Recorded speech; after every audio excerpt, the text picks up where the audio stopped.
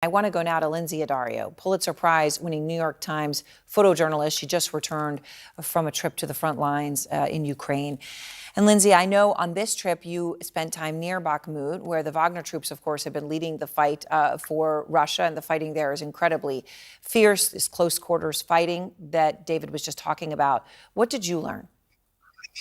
Well, I was working for about 3 weeks in Donbass, very close to Bakhmut, and as well near Kreminna, where there are intensive battles going on continuously. I was working with Michael Schwartz for the New York Times.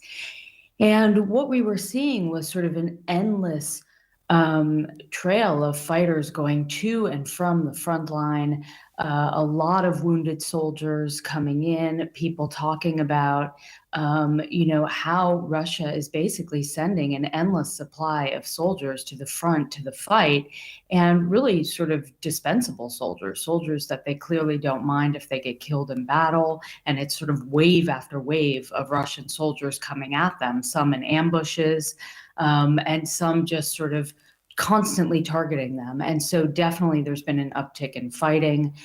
Their goal obviously is to exhaust the Ukrainian forces so that when they come in, wave after wave, eventually they send in their most professional fighters at a point where the Ukrainian soldiers are exhausted already and running low on ammunition. And, you're actually seeing that happening in real time here. I know you also, Lindsay, did some reporting on a Ukrainian army unit that's called the Free Russia Legion. And that unit's entirely made up of Russians fighting for Ukraine.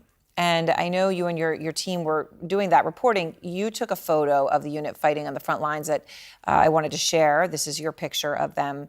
Again, these are the Russians fighting for Ukraine. Why are they doing that? They're doing that, sure, first and foremost, because morally they believe this is wrong, that they believe that Russia should not have invaded Ukraine, and they feel that it's their way of standing up to what they feel is an unjust war. So it's really a moral sort of stand. And then there are, of course, Russians who have lived in Ukraine for a long time, and they feel like they want to fight on behalf of the Ukrainians. And then there's just, of course, people who detest Putin and want to sort of free their country from his leadership. So there are various reasons. We spoke to Michael Schwartz, was the reporter, and it was really, the story was led by him. But we met sort of both on the front line. The trip to the front line was very quick because it was extremely dangerous. Yeah. As you can imagine, the Russian Legion are the soldiers that the Russians really would like to target because they're their own countrymen fighting for the enemy. So we were about a mile from Russian positions. And so we did a trip there and we did a training.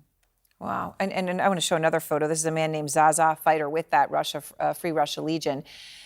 What stood out to you about him? I mean, it's just incredible, by the way, the context you're giving here, that you're about a mile away from the Russians, and, for whom these guys, this Free Russian Legion unit, would be target number one. So Zaza looked like a baby. I mean, he was incredibly young. We met him at a training, so that was in the Kyiv region. That was not at the front line. He was preparing to go to the front line. They had been training for several months and very well trained, very professional. And Zaza talked about how he just didn't believe in his country fighting this war. And he made a decision finally to just walk across the border into Ukraine and offer himself up to fight for the Ukrainian military. There's a system whereby, of course, all of these Russian soldiers have background checks and have to be and are vetted before they can fight for the Russian Legion. Yeah, it is incredible, though, and incredible just to imagine what it would take at such a young point in your life to do that and to walk across that border. Incredible. Yeah, absolutely incredible. Yeah. Lindsay, thank you so much. I appreciate it. It is always Thank you, Anne. fantastic to speak to you and see your incredible work. Thank you.